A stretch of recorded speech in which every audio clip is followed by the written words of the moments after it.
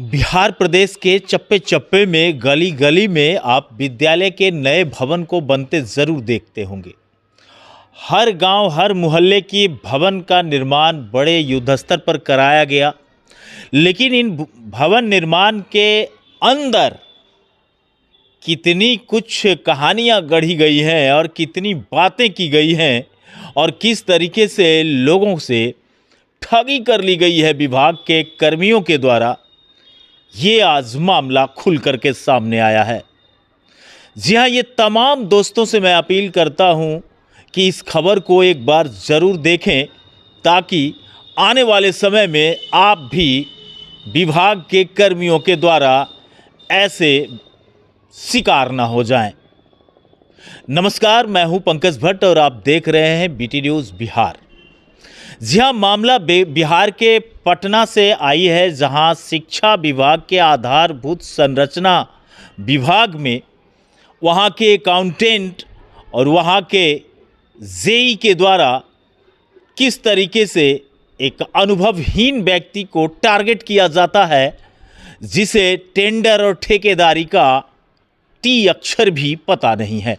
कहा कि जो डिपार्टमेंटल वर्क है सो उसमें टेंडर भराता है। चूँकि मेरे पास किसी तरह का कोई ये नहीं था कि अनुभव था या कोई तरह का ये था, मैंने इससे पहले कभी भी ठेकेदारी नहीं करी थी, तो मुझे पता भी नहीं था कि भाई डिपार्टमेंटल टेंडर में जो होता है कि जब मतलब बिजी लगता है नहीं लगता है या फिर क्या है बैंक गारंटी या अर्नेस्ट मनी क्या होता है, ये सब हमको कोई पता नहीं था। और इस तरीके से ठगी के कार्यक्रम को चलाया गया कि लोग फंसते चले गए और डूब गए करोड़ों रुपए। मैंने उससे स्पष्ट तौर पर कहा था कि देखो मैंने आज तक करी नहीं है ठेकेदारी और मुझे इसका अनुभव भी नहीं है। उनकी मुलाकात संजय पासवान से कराते हैं। संजय पासवान जो हैं, जो शिक्षा विभाग में क्लर्क के रूप में कार्यरत हैं, और वही संजय पासवान उसी विभाग के वरीय पदाधिकारी विपिन कुमार से भी मिलाते हैं, संदीप कुमार से मिलाते हैं, और ये सब मिलके परिवादी से अभिषेक कुमार से टेंडर दिलवाने के नाम पर इनका डिजिटल सिग्नेचर लिए और इनसे लगभग 90 लाख रुपए के आसपास नगद के रूप में खाता में ट्रांसफर करवा के लिए। मामला अब न्यायालय में जा चुका है। कोर्ट में ये मामला दर्ज करा दी गई है और कोर्ट अब इस मामले को संज्ञान भी लिया है। कैसे कहानियां गढ़ी गई और किस तरीके से बैंकर्स भी इसमें शामिल हैं। दोस्तों, सबसे अजीब व गरीब बात यह है कि पैसे के लेन देन जो कैश में किए सो किए, खुद अधिकारी ने जेई के द्वारा, अकाउंटेंट के द्वारा, और जेई की पत्नी भी शामिल है जो कि कैनरा बैंक पटना के अगम कुआं क्षेत्र में कार्यरत है, और उसकी पत्नी भी इस घोटाले में शामिल है। अब ये मामला चूँकि अकाउंट से पैसे अकाउंट्स में डाले गए हैं तो छुपने की बात नहीं है। अब लोग बिलबिला रहे हैं, कभी पीड़ित पक्ष को धमकाते हैं कि ये हरिजन एक्ट में डाल देंगे, तो कभी ये कहा जाता है कि कोर्ट परिसर से निकलो, तुम्हें पैसा देते हैं। क्या कुछ मामला है और कैसे क्या कहानी गढ़ी है, हम सुनवाएंगे आपको पीड़ित की जुबानी भी, तथा उनके कानूनी सलाहकार क्या कह रहे हैं इस केस को लेकर के, हम ये भी बात सुनाएंगे। हमको बोले क्या कितना रुपया लगेगा, 10 लाख पहले तो 5 लाख रुपया मैंने, हम बोला ठीक है भेज देंगे। 5 लाख रुपया करके 2 बार 10 लाख रुपया करके ये ले करके गया था राम नेता। क्योंकि अब कोई चीज़ कैश में नहीं हो सकता। अच्छा, आपने अकाउंट से भी ट्रांसफ़र किया है? हाँ। किनके अकाउंट में ट्रांसफ़र किया? विपिन कुमार के नाम पर अकाउंट पर मैंने ट्रांसफ़र किया है 5 लाख रुपया।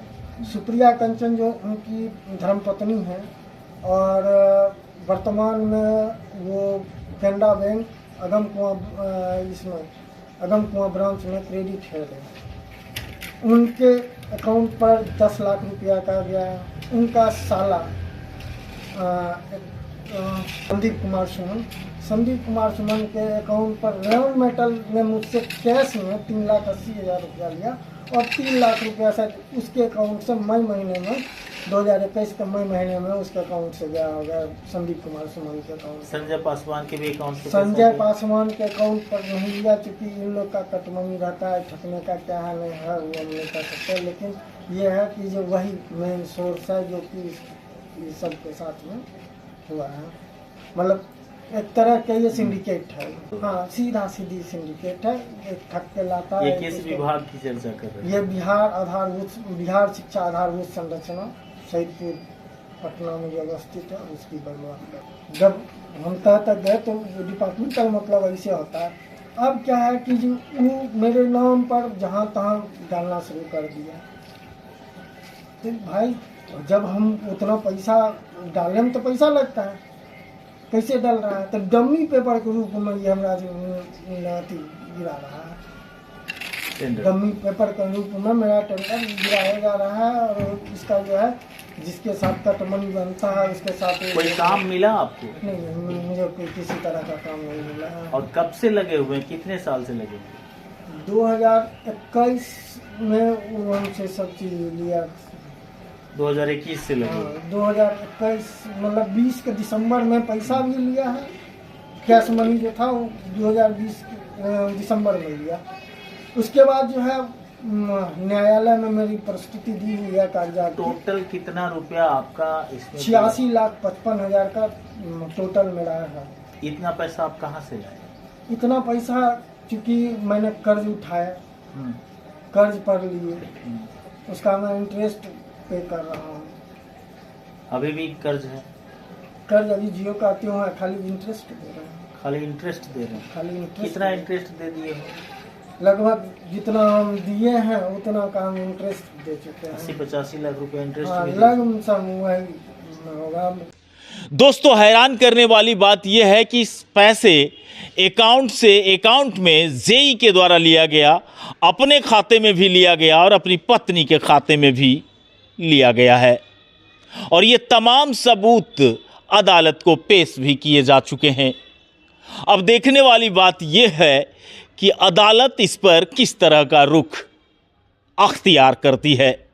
जरा सुनिए कि पीड़ित पक्ष के वकील क्या कुछ कह रहे हैं। मामला ये है कि एक हमारे क्लाइंट हैं अभिषेक कुमार, वो मेरे पास कुछ दस्तावेज लेके आए और उनका ओरल सुनने के बाद मुझे जानकारी मिली कि उनके अपने ममेरे भाई विकास कुणाल उनकी मुलाकात संजय पासवान से कराते हैं। संजय पासवान जो हैं, जो शिक्षा विभाग में क्लर्क के रूप में कार्यरत हैं, और वही संजय पासवान उसी विभाग के वरीय पदाधिकारी विपिन कुमार से भी मिलाते हैं, संदीप कुमार से मिलाते हैं, और ये सब मिलके परिवादी से अभिषेक कुमार से टेंडर दिलवाने के नाम पर इनका डिजिटल सिग्नेचर लिए और इनसे लगभग 90 लाख रुपए के आसपास नगद के रूप में खाता में ट्रांसफ़र करवा के लिए कुछ पैसा विपिन कुमार अपने पत्नी सुप्रिया कंचन जो बैंक में संभवतः कार्यरत हैं उनके अकाउंट में लिए, अपने अकाउंट में लिए। अलग अलग माध्यम से लगभग 90 लाख के आसपास पैसा इन लोगों ने इनसे ठग लिया टेंडर दिलाने के नाम पे। जब ये हमारे क्लाइंट इनको लगा कि टेंडर इनको नहीं मिल रहा, और उन लोगों ने इनको एक चीज़ और बताया था, ये बताया था कि आपको टेंडर भरने में कुछ नहीं करना पड़ेगा, आप अपना डिजिटल सिग्नेचर दे दीजिए, डिजिटल सिग्नेचर देने के बाद आपके तरफ से टेंडर भरा जाएगा, टेंडर जब मिलेगा तो आप वर्क करेंगे।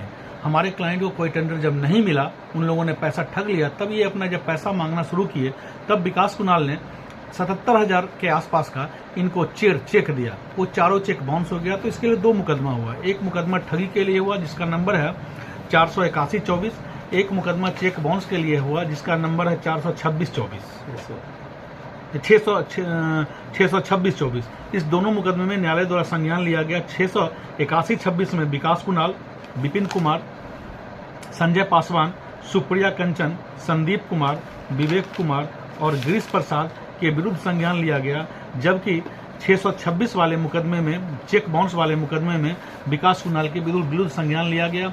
जिस 681 वाले मुकदमे में 420 वगैरह अन्य धाराओं में संज्ञान लिया गया, उसमें जमानत आवेदन दाखिल किए संजय पासवान और विकास कुणाल। संजय पासवान ने जो जमानत आवेदन दाखिल किया उसका नंबर 2033, अग्रिम जमानत आवेदन संख्या 2033-24 है, और विकास कुणाल ने जो दाखिल किया उसका नंबर 1962 है।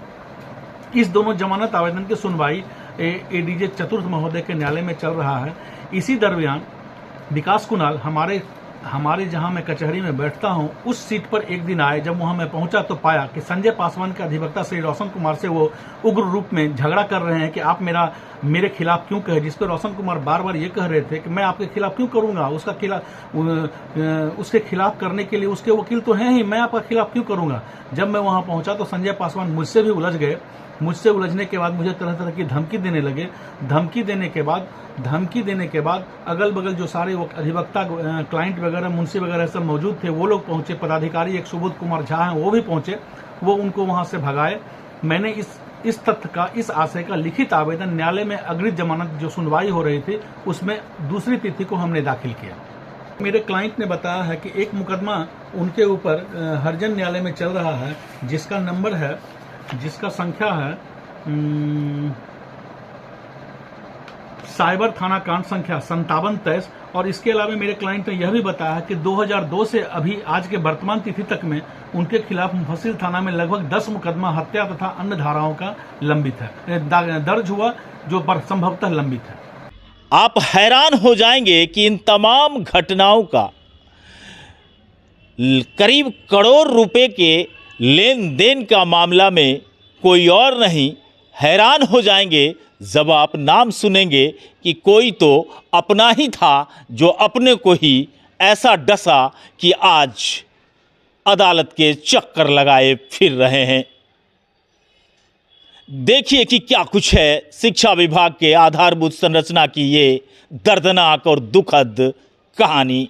शिकायत मैंने विभाग में की थी और बजाबते मैंने सभी जगह पत्र भी दिया था, आवेदन पत्र भी दिया था, और जिस पर कि शिक्षा विभाग के वर्तमान, उस टाइम के वर्तमान सचिव थे के पाठक, उन्होंने एक आयोग का भी गठन किया।